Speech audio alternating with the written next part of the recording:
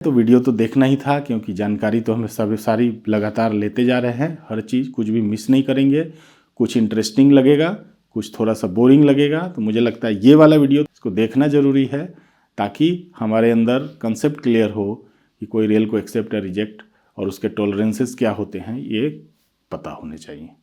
और जब हमें ये सारी चीज़ें पता होंगी तो हम बेहतर तरीके से रेल को डिज़ाइन कर पाएंगे और उसको एक्सेप्ट या रिजेक्ट कर पाएंगे।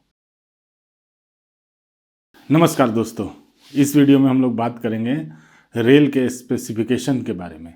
रेल के पटरियाँ इस्तेमाल करते वक्त ज़रूरी है कि ये बहुत ही रिजिड स्पेसिफिकेशन का पालन करे, ताकि ट्रेनों की सुरक्षा बनी रहे। रेल स्पेसिफिकेशन पटरियों के आकार और टेस्टिंग के बारे में बताते हैं। भारतीय रेलवे की फ्लैट बॉटम रेल्स के स्पेसिफिकेशन अगर आप देखेंगे, serial number T-12-96 updated version जो है के मुख्य नियम इस प्रकार है। रेल स्टील की गुणवत्ता या क्वालिटी, देखिए रेल स्टील जो है, जो उसमें कार्बन के क्या कंटेंट है, उसमें मैग्नीशियम के क्या कंटेंट है, उसके बारे में बताता है। अब देखिए रेल को दो क्वालिटी में डिफाइन किया गया है, first quality rail and second quality rail.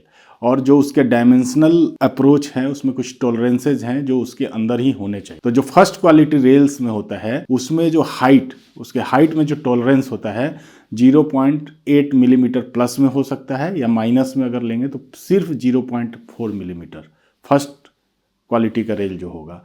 और हेड की जो चौड़ाई होगी, उसकी जो टॉलरेंस होगी 0.5 मिलीमीटर प्लस माइनस।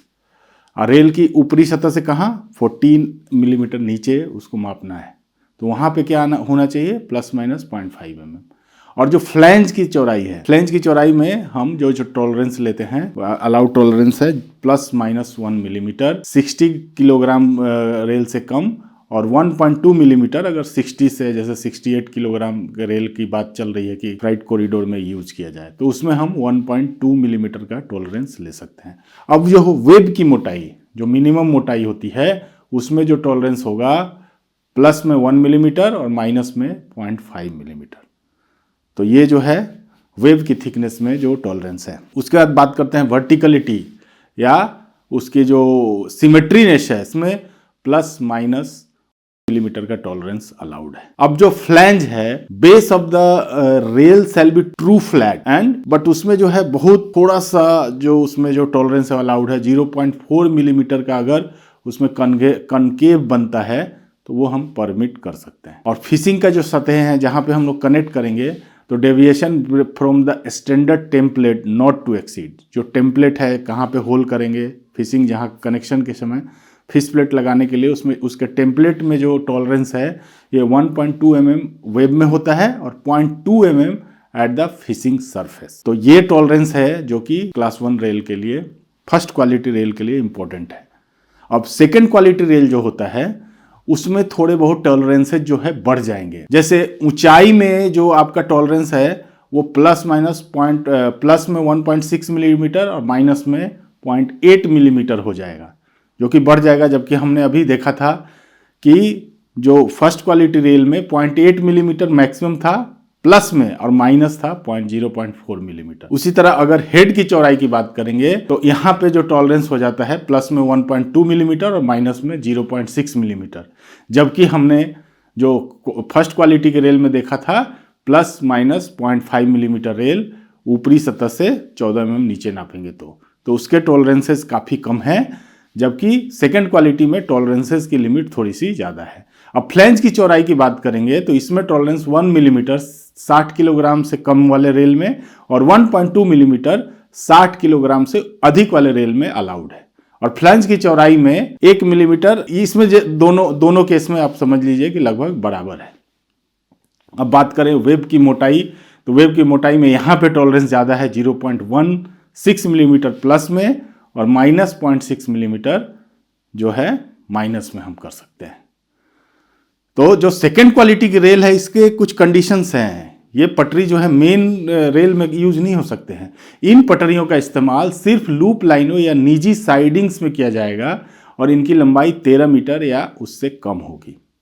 यानी जो लूप लाइन में क्या होता है, कभी कभी रेल जाता है और वो बहुत लिमिटेड स्पीड में रेल उसमें से जाता है, या कोई साइडिंग है जहाँ पर रेल खड़ा कर दिया जाता है, तो उस जगह पे सिर्फ इस्तेमाल करना है। मैंने ऐसा रेल जो रिजेक्टेड सेकेंड क्वालिटी है उसके सेंटर में वेब के बीच में एक 6 मिलीमीटर का होल कर देना है, ताकि उसकी आइडेंटिफिकेशन बहुत आसानी से हो सके। और इनको पहचानने के लिए और क्या करना है, इनको पहचानने के लिए दोनों सिरों से 1 मीटर तक नारंगी रंग से रंग देना चाहिए, ताकि ऐसे ही आइडेंटिफाई हो जाए कि ये सेकेंड क्वालिटी की रेल है और ये गलती से भी मेन लाइन में इसकी इस्तेमाल न हो जाए। इन पटरियों को एक ही वैगन में लोड करके इधर उधर ले जाना है और अन्य पटरियों के साथ इसको मिक्स नहीं करना है, यानी मेन जो अच्छे पटरी हैं उसके साथ इन रेल्स को मिक्स नहीं करना है, अलग रखना है, ताकि ये अलग रहे और उसका हमेशा सेकेंड ग्रेड के कामों में इस्तेमाल किया जा सके। अब देखिए लंबाई की बात करें तो पटरी के लंबाई में जो लेंथ में जो टॉलरेंस है, प्लस में देखें तो 20 मिलीमीटर का है और माइनस में सिर्फ 10 मिलीमीटर का है, यानी थोड़ा बड़ा हो सकता है, छोटे का जो लिमिट है वो कम है। और जो उसके स्क्वायरनेस है, रेल की जो स्क्वायरनेस है, 200 मिलीमीटर की लंबाई पर क्षैतिज और ऊर्ध्वाधर विचलन 0.6 मिलीमीटर से अधिक नहीं होना चाहिए। तो ये है स्क्वायरनेस में 0.6 मिलीमीटर, 200 मिलीमीटर की लंबाई में 0.6 मिलीमीटर का ही टॉलरेंस अप्लाई है। और जो स्ट्रेटनेस है 1.5 मिलीमीटर के सीधे किनारे पर विचलन पॉइंट, यानी टॉलरेंस जो है या उसके जो डेविएशन है 0.7 मिलीमीटर से अधिक नहीं होना चाहिए। और जो पटरियां हैं वो डिफेक्ट फ्री होना चाहिए, पटरियां समान और साउंड होनी चाहिए, इनमें कोई दरार यानी क्रैक, दोष या मेटल की कमी नहीं होनी चाहिए। तो यूनिफॉर्म मेटल होना चाहिए, कोई क्रैक्स नहीं होना चाहिए, तो अच्छी साउंड स्टील की बनी होनी चाहिए। इसका जो सरफेस है वो भी काफ़ी क्वालिटी होना चाहिए। रोलिंग गाइड के निशानों की गहराई 0.5 मिलीमीटर से अधिक नहीं होना चाहिए। तो जो इस रोलिंग गाइड जो होता है उसमें रोल करते हैं तो 0.5 मिलीमीटर से ज़्यादा की गहराई नहीं होना चाहिए। और जिसकी क्वालिटी है सरफेस की, यानी गहराई डेप्थ 0.5 मिलीमीटर, न्यूनतम चौड़ाई 0.5 मिलीमीटर और अधिकतम चौड़ाई 4 मिलीमीटर से के अंदर ही होना चाहिए। अब देखिए कोल्ड मार्क्स की बात करें तो रेल के ऊपर कहीं भी मतलब रेल के अक्रॉस या उसी के अलोंग जो स्क्रैच पड़ता है ना, कोई किसी चीज़ से खुरच जाना, उसकी गहराई 0.5 मिलीमीटर से अधिक नहीं होना चाहिए। उससे ज़्यादा होगा तो रेल को रिजेक्ट किया जा सकता है। रेल पर सीम्स की गहराई 0.2 मिलीमीटर से अधिक होने पर उन्हें अस्वीकार कर दिया जाएगा, उन्हें रिजेक्ट कर दिया जाएगा और उसे ग्राउंड कर दिया जाएगा। रेल की रनिंग सतह पर ड्रेसिंग 0.3 मिलीमीटर गहराई तक होगी और अन्य स्थानों पर 0.5 मिलीमीटर तक।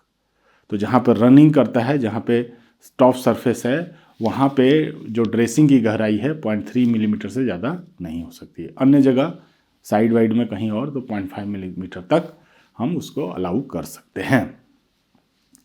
अब है उभार, प्रोट्रूशंस जो है, उभार जो है, उसमें रेल के हेड या फुट पर सभी उभार को ग्राउंड कर सही आकार में लाया जाएगा। ग्राउंड मतलब क्या है, उसको चिकना कर सही आकार में लाया जाएगा। वेब पर 1.5 मिलीमीटर ऊंचाई और 20 मिलीमीटर चौकोर आकार से बड़े उभार को ग्राउंड किया जाएगा, मैंने उसको चिकना कर देना है। और फिश प्लेट की फिटिंग को प्रभावित करने वाले सभी उभार को भी ग्राउंड किया जाएगा। ग्राउंड करने का मतलब मशीन से चिकना कर देना। और जो रिजेक्शन के जो क्राइटेरिया हैं, अगर इंस्पेक्शन के दौरान किसी भी प्रकार की कैविटी दिखती है, नग्न आंखों से दिखाई देती है, ऐसी रेल को अस्वीकार कर दिया जाएगा या दोषपूर्ण भाग को काटकर पुनः निरीक्षण किया जाएगा। यानी अगर किसी पार्ट में है तो उसको निकाल सकते हैं। क्वालिफाइंग क्राइटेरिया क्या है, प्रत्येक रेल सेक्शन ग्रेड और श्रेणी के लिए ये सारे टेस्ट करना है, जिसमें रेसिडुअल स्ट्रेस मेजरमेंट है, फ्रैक्चर टफनेस मेजरमेंट है, फटीग टेस्ट भी करना है और इंक्लूजिंग रेटिंग लेवल। तो ये था पहले श्रेणी के रेल का मानदंड। अगर दूसरी श्रेणी का यानी सेकंड क्वालिटी का अगर रेल है तो इन पटरियों को दोनों सिरे से 1 मीटर तक लाल रंग से रंगा जाता है ताकि इन्हें आसानी से पहचाना जा सके। तो ये एक बहुत बड़ी समस्या है। पता चला कि पुराना रेल ही, खराब रेल ही इंस्टॉल हो गया, तो इसको पूरी आइडेंटिफिकेशन के साथ जैसे ही पहचान में आया कि ये रेल अच्छे नहीं है, उनको पेंट पांट करके होल होल करके अलग रख देना है ताकि कोई भी इसे गलती से दोबारा इस्तेमाल ना करे। उसके बाद बात करते हैं इंडस्ट्रियल यूज में किस क्वालिटी के रेल को यूज करना है। भारत में नई या पुरानी पटरियों की गंभीर कमी को देखते हुए जो रेल पहली या दूसरी श्रेणी के आयामीय टॉलरेंस का पालन नहीं करती, उन्हें कुछ प्रकार के औद्योगिक साइडिंग में इस्तेमाल करने की अनुमति दी गई है। इन रेलों पर सामान्य गुणवत्ता वाली रेल के लिए निर्दिष्ट मार्किंग के अलावा C3 का चिन्ह दोनों सिरों पर लगाया जाता है। समझ गया? जब वो सेकंड में श्रेणी में भी नहीं है, फर्स्ट श्रेणी में नहीं है, तो उसको C3 का मार्किंग कर दिया। तीसरी श्रेणी के रेलों को दोनों सिरी और फ्लैंज के दोनों किनारों पर 500 मिमी दूरी तक सफ़ेद रंग से रंग दिया जाता है ताकि इन्हें आसानी से पहचाना जा सके। और ये सिर्फ इंडस्ट्रियल यूज में है, जो कि सिर्फ उन्हीं के वैगन आ रहे हैं, उन्हीं के वैगन जा रहे हैं, तो सिर्फ उसी में इस्तेमाल किया करना है। तो ये सारे टॉलरेंसेज हैं। ठीक है, इस वीडियो को याद करिए ना करिए, बट इस वीडियो को देखने से आपको ये ज़रूर समझ में आया है कि हमें टॉलरेंसेज का ध्यान रखना है, उसकी लिमिट्स लगभग कितनी होती है। आप इसके जो स्पेसिफिकेशन का कोड है, रेलवे स्पेसिफिकेशन, उसके जो क्लाउज नंबर हैं उस पर जाके आप इसको कभी भी रेफ़र कर सकते हैं, उसमें सारा चीज़ दिया हुआ है। तो उस रेफरेंस के हिसाब से हमेशा आपके पास, अगर आप ट्रैक पे जा रहे हैं, इंस्पेक्शन कर रहे हैं, अगर इंस्पेक्शन कर रहे हैं तो इन सारे टॉलरेंसेस का पालन करना है और उसके हिसाब से आपको रेल एक्सेप्ट या रिजेक्ट करना है। आई थिंक ये वीडियो आपको थोड़ा इन्फॉर्मेटिव लगा होगा। नहीं भी लगा है तो वीडियो तो देखना ही था, क्योंकि जानकारी तो हमें सभी सारी लगातार लेते जा रहे हैं। हर चीज़ कुछ भी मिस नहीं करेंगे।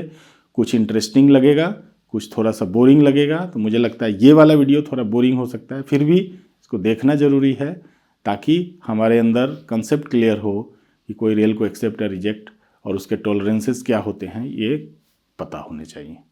और जब हमें ये सारी चीज़ें पता होंगी तो हम बेहतर तरीके से रेल को डिज़ाइन कर पाएंगे और उसको एक्सेप्ट या रिजेक्ट कर पाएंगे। इस वीडियो में इतना ही, मिलते हैं इसके अगले भाग में। तब तक के लिए नमस्कार।